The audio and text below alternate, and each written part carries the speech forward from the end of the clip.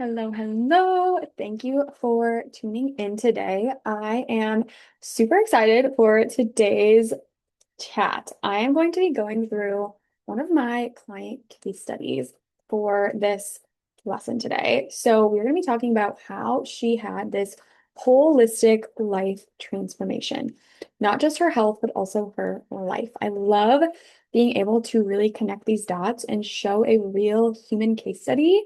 My client Rachel, she has an amazing story, and I think that it's so important to not just be learning health information. Okay, because our health is something that is extremely personal and is something that we really can't avoid. Okay, kind of like managing our finances, managing relationships in our life. Like it is something that is necessary to live the full human experience. And so when I tell people that it's important to not just learn, but actually connect with others on health, I think that that can feel a little bit kind of odd, kind of not what we're used to in our culture, where we kind of have this sick care model where we're used to, if our health is struggling, we go to the doctor, we get a quick answer, a quick medication that's supposed to fix it. And that's just not the reality that happens for most people. Okay. Most people are not really seeing their health as this whole thing that is connected to their life, to their career, to their family, right? It's very siloed for us. It's like either we are healthy or we are super sick. And there is so much nuance in between. And so my goal today is to just give you this overview of what it looks like to see a life and health transformation. And hopefully you can really think about how this could apply to your health. Okay. Rachel is in her upper 20s. She doesn't have kids yet. And so, what you could do in a very victim mindset is say, oh, this is so easy for her because she's not like me. She's not working the same amount of hours maybe as me. She doesn't have kids yet. But everybody that I work with, wherever they're at in life, they have a job, they have to pay their bills, and they have trauma they've went through in their life, and they have stress, and they have these barriers. Okay. We all have a brain that is kind of working against us, trying to keep us safe and trying to keep us in a place that is familiar and consistent. And so, going through a health transformation and setting health goals can feel really uncomfortable at first and can feel weird at first. And so, I really want you to not think about how Rachel is so different from you, but think about how she is so similar to you. Okay. Again, she has trauma, she has to pay her bills, she has time constraints, she has all of these same things that most people have.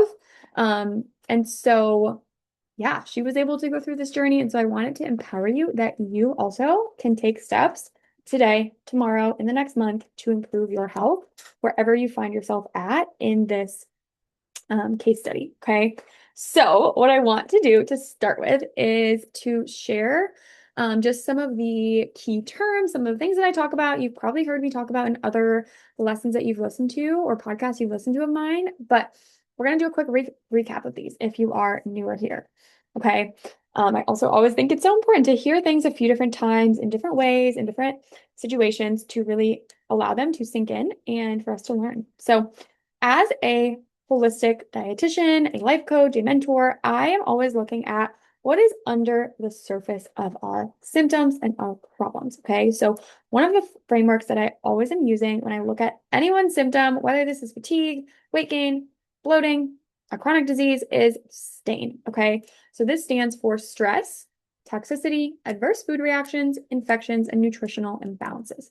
Okay. So, stress could be anything from lack of self confidence to poor sleep to past trauma that we had as a child, to mast cell activation syndrome, all these different things that are causing stress in the body.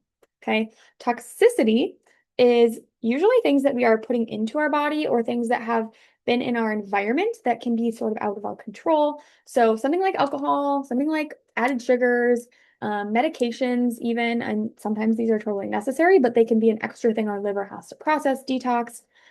Endocrine disruptors, which are things that are, again, in our environment. So something like our water quality here in Iowa. We know that when we are drinking, if we're drinking tap water, there can be these different things in our water from pesticide runoff that might not be the best for our health. There could be glyphosate in our food supply. So things that in some sense we can work to avoid by doing something like a water filter, but in other sense we may not be able to fully avoid them. So kind of looking at where people live, what they're exposed to, what their job is, right? What is there in their diet and their products that might be toxic. Heavy metals and mold toxicity, those are other examples that we might look at in functional medicine. Okay, adverse food reactions. So a few that I look at more often are histamines. Some people really respond poorly to histamine in food. Others might just be food sensitivities like gluten, dairy are two really common ones.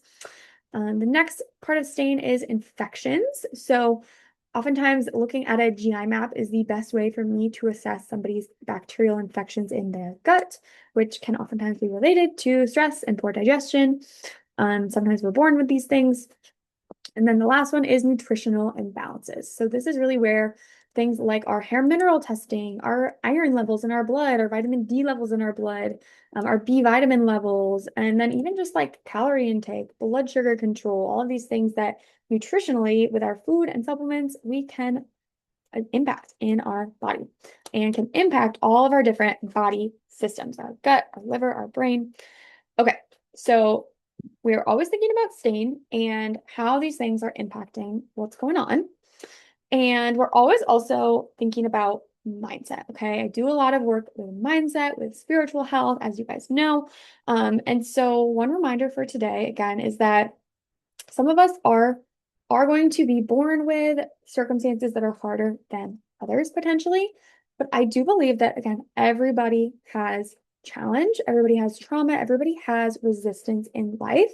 And so I have this, if you're watching the video version of this, picture of Regina George and Anne Hathaway, who, if you have seen Princess Diaries, you know she is in Princess Diaries. And so Regina George in Mean Girls, right? She is born into wealth. She's born into this really like beautiful body, beautiful clothing, like right. She's just kind of like born into all of that. She didn't have to work hard to get that, right? Does she still have challenges in her life? I would argue yes, right? She as you know in the movie kind of goes through some challenges from being a mean girl, right? But very different than Anne Hathaway in Princess Diaries, right? Who is kind of born into being not super confident, not super naturally like beautiful hot girl in this show, right? And then she learns how to become the princess, how to be elegant and beautiful and confident and just in her, best energy, right? So, a lot of this is how we decide to handle the circumstances we are given. And that is where mindset, of course, comes in. And so, what I am always working through is these four layers with my clients and with teaching people too through my content, through my workshops, how they can go through these stages. Okay, I do believe that we all can go through these stages. So the first one is healthy body, right? Creating habits that allow our body to thrive. Things like sleep, things like exercise, things like nutrition, right? There's more we can add to that list. Those are three of the main ones. Okay. The next layer is our gut and our liver support. Now, this is a lot less intuitive. This is really what my specialty is, what my training is in, what my extra learning has been in over the last 5 years is how do we continue to support our gut and our liver in a world that is filled with a lot of endocrine disruptors, a lot of stress, a lot of things that put our body at risk of these nutritional imbalances. Because our gut and our liver are really kind of these first lines of defense in our body that help us to create energy, help us to get rid of toxins, are really, really vital to the health of other organs like our thyroid, our ovaries, our brain. Okay. They're very, very important and something that we can, through nutritional therapies, improve upon. We can work on. Okay. We can support. It's not the exact same approach for everybody, but there are some things that I've talked about in other videos that are really important for everybody and can be a little bit more generalized, right? But still, somebody will have somebody. I just was talking to my mom the other day. Her and my dad were making these oatmeal bowls, and she was like, "It's really making my stomach kind of bloated, kind of feel funny." Whereas my dad, he feels fine when he eats these oatmeal bowls. And I asked them what they're putting in them, and they were just loading them up with a lot of fiber. And fiber's great, right? I want you to get your fiber goals. But it was too much for my mom's gut. She couldn't handle it. She needed to go a little bit slower and kind of balance it out with a little bit of protein. So again, there are these things that, yeah, everybody should be getting enough fiber, in my opinion, but still, some people respond a little bit differently and need to take things slower or do different types of fiber. So there's a lot of coaching and education that I do around the gut and the liver. Okay. Third layer is hormone support, which can also look different depending on what stage of life we're in, what our symptoms are, which hormones we're even talking about. And then the fourth component is this deeper lifestyle design, is how I like to call it. So, what are our relationships? What is our job environment? What is our spiritual practices? What is our community? All of these different things will influence our health. What's our financial reality, right? And so, a few of our main lifestyle philosophies that I encourage everybody to be thinking about and learning about. I kind of mentioned these, but having a holistic fitness routine and practice. So, not just strength, not just cardio, not just mobility, all of them. Okay, not just steps, right? We want to have all of these components. Okay, having an anti-inflammatory diet. So, the Mediterranean style of diet is one of my absolute favorite. It's one of the most well-researched diets. It has a lot of good plant foods, some good animal-based foods, healthy fats, and has been shown to help with mitochondrial health, which is how our cells create energy. Okay. Still, there are going to, again, be nuances. Some people are really sensitive to histamine or to gluten or to dairy. So we can still personalize it, but there's a lot of really good parts of the anti-inflammatory style of eating. Okay. Connection is really important. Again, why you're listening to this is to connect with somebody who can support you and give you real practical tools. Having accountability is really important for most of my clients, and having a coach who can help to see your blind spots, their blind spots, because you can't see them, right? Having therapists, having doctors who you trust, that connection is so important. And then our emotional health, right? I think that is a really important baseline, is that we are really understanding how our emotions and our moods and our stress levels are impacting things, okay? In order to, again, take on this journey and start, just make steps, right? We have to be understanding our emotional health. Okay, so lifting for strength, I want to, again, just cover a couple more topics before we get into this case study, because we are going to talk a little bit about Rachel's experience with primarily strength training. Still having a holistic fitness program is important, but I'm always, always, always educating my clients on the benefits of strength training for muscle growth, okay? Not just going into the gym and doing a random program and lifting super light weights, but lifting heavy weight for muscle growth, okay? And some people will have, health problems or mobility challenges where they can't jump into this, okay? But majority of my clients either already are doing some lifting or some working out, or they could be. And a lot of times I find people are not aware of why strength training is so important, and they're not aware of how to do it in a way that truly gives them the muscle strength and growth that they desire. So building muscle strength and growth helps with appetite stabilization. Okay. It helps with our mood and our confidence. It helps with our bone health as we age. It helps to regulate insulin and other sex hormones. And it helps us to lose body fat if that is something that's within our goals and our body's needs. So it is really, really important and so, so effective. It also helps our metabolism to be able to turn fat into fuel and helps us to have a higher resting metabolic rate, meaning we can burn more calories at rest. Okay. And this is because 1 pound of muscle burns about 6 to 10 calories every day, whereas 1 pound of fat burns about 2 to 3 calories per day. Okay. This is probably not new information to you if you're here, but again, I just think it's so important to hear these things more than once in multiple ways and multiple points in our journey. Okay. So I also love this visual about how, again, the type of tissue that we have in our body, whether it is fat or muscle, is going to influence our insulin hormone. Our muscle is going to act like a glucose sponge, meaning it takes in the carbs that we consume like a sponge, especially after exercise or when we have more muscle. Okay. So more muscle, again, better metabolism, better blood sugar control, better brain health. We also know that blood sugar is really connected to brain health and risk of Alzheimer's. Okay, so the last term I want to cover is a GLP-1. Okay, a GLP-1 is a type of a class of medication that is being used for just type 2 diabetes, but also for weight management and also for autoimmune conditions off label. So the reason why is it helps with insulin signaling, helps to slow our appetite, helps to calm cravings, okay? Helps to lower blood sugar, helps to lower inflammation. However, there is still a lot of debate and questioning about how long should we take a GLP-1? How do we maintain benefits in our health after we stop taking it? Should we take it long term? Okay. And this is stuff that I'm constantly researching and educating myself on, as well as looking at how my clients are using GLP-1s. And also, how do we get these benefits either at a lower dose or without using the GLP-1? Okay. Because there is risk of losing muscle, of really, as we calm our appetite, are we also calming pleasure signals in our body? Things like our libido and our feeling of pleasure in life, right? We don't want to lose those things just because we need to take this for our health. So, there's definitely a way to go about taking a GLP-1 that includes building muscle and still enjoying food and still having really good energy and digestion. And there's also people that I see who don't feel this way. So I love to chat about this, and we're going to talk a little bit about how Rachel used this in the context of her holistic transformation. Okay, so here is one of Rachel's before and afters. This before on the left is just from, I believe, last year or about a year and a half ago. So her journey started far, far, far before that. Okay, but she has, in the last 3 years, really, really gotten her body composition to be at a really amazing range for her. She feels really confident, really good.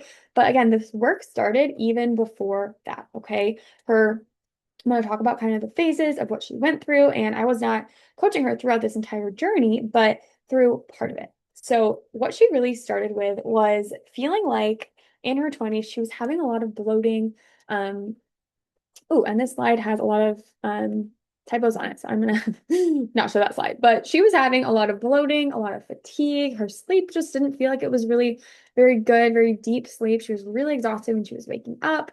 She was having some acne, but she was also like doing a lot of really, cool things. She was following her dreams. She was traveling a lot. She was finding jobs she enjoyed.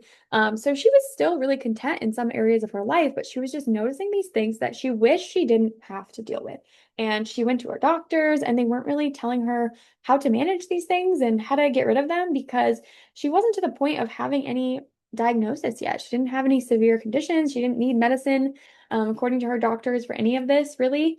Maybe she could have tried like an anxiety medicine, but she didn't really want to do that. So she really started by learning about fitness. That was kind of the first place she started. She started to lift weights and do more fitness. She didn't really grow up doing a ton of fitness.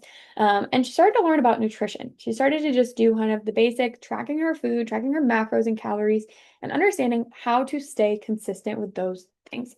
Okay. She also really started by working on just feeling good in her body and confident in herself where she was at. She did some mindset work around just loving her body as it was while she also worked on these things. I think that that's super important. And the reason being is it's we don't want to be healing and bettering ourselves from a place of just fear and scarcity. Okay, there can be a piece of that of like it sometimes can be motivating and healthy to know, okay, if I don't take action, then this is where I could end up. I could end up never feeling my healthiest, never being able to keep up with my kids, never being able to go on long hikes, never being able to feel good in a swimsuit, right? It's okay to kind of acknowledge that, but we want to acknowledge it and then get back to a place of really being grateful for where we are in our life, who we are, our qualities outside of our physical appearance and outside of our health, right? How good of a friend she is, how smart she is, how beautiful she still is. And so she really recognizes that she did that. And she was to that place where she felt like she still loved herself. She still had, relationships that she valued in her life. And she was then able to start implementing new habits and more goals around fitness and food. Okay, so now after lifting for, I would say probably 4, 5 years, she can deadlift 295 pounds. She weighs 155 pounds. So that is about twice her body weight. That's insane and so great. She's 5'5", 155 pounds. Like that is amazing. Okay. She enjoys strength training. It's still, anybody who lifts and works out consistently is gonna still tell you, like, yeah, it still can sometimes be a little bit hard to get yourself there. You feel like you have more things that you could be doing, but it's something that she sees the benefit. She feels really good when she's done, and it's so consistent. She doesn't have to think as much about it anymore, right?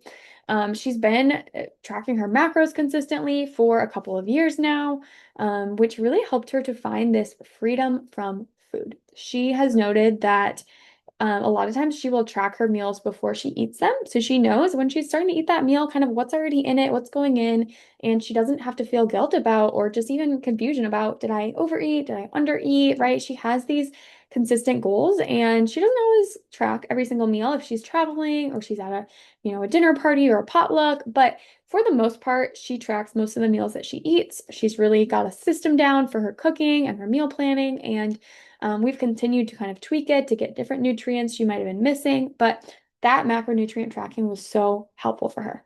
Okay. She also got a Aura ring and got off of her IUD around the same time. I believe, or maybe she got the Aura ring a little bit before that, but she was really able to identify some of her baseline with her steps, her sleep, her heart rates, things like that. And I educated her a lot on what that actually meant in context to her nervous system, her stress, her nutrition. Because what can happen too is people might start out tracking their macros and feeling good, but then I find that sometimes people go a little too far. They stay either too low in nutrients for too long. They get really obsessed with it. So there's a lot of mindset work we do around how to be aware and empowered, but not feel tied down, not over restrict, and make sure our body is still getting the nutrients it needs. And so we had to increase some of her nutrients to get her nervous system to feel a little bit better and sleep a little bit better. Um, we also got some baseline blood work. So baseline blood work was really where we started. Then we ran some hair testing, some stool testing to really guide the gut and the liver support that we were going to do. Even though she was losing weight and her body was getting really strong, she still had a lot of gut infections and issues going on that were contributing to her symptoms around her period, but also her acne. Okay, she had struggled with acne for quite a while and she had actually tried spironolactone, was one medication that's really common, had tried a lot of topicals, a lot of facials, and none of that was really getting to the root of her acne. Okay, so we started supplements targeting her labs and her specific root causes. And she started meditating too, was a new thing that I encouraged her to do, and really just kind of addressing some more of her deeper stress patterns and why she was kind of that high cortisol anxiety type throughout her day, and how to really reduce that without quitting her job, without completely changing things that she had to do, right? Like go to work and be a good sister, be a good girlfriend, right? All these things that can bring up emotions and stress, but instead learning how to better regulate in her body so that it didn't impact her symptoms so much. Okay. We saw that her heart rate variability, which is a sign of autonomic nervous system stress, started improving in a good way, going in the direction we wanted it to. Her sleep was getting deeper. Her skin was starting to clear. Acne can sometimes be stubborn and can take some time to clear. So we were starting to identify some more of the triggers, months in her year where it was getting worse versus better, and really identifying some of her symptoms in her cycle too, how those were connected to nutrition and fitness. Okay. Our cycle is very sensitive to a lot of these components. So now kind of her in her next phase, we are starting to target some hormone stuff. So that's kind of where we're at. So I didn't put a lot of info about that here. But the gut and the liver are very, very impactful for our hormones too. So we are starting to identify some protocols that can help with her hormone health, as well as doing that deeper lifestyle design work. She actually did on her own, really, right? This was not just from my coaching, but she really was able to feel confident enough to leave a relationship that was just no longer serving her.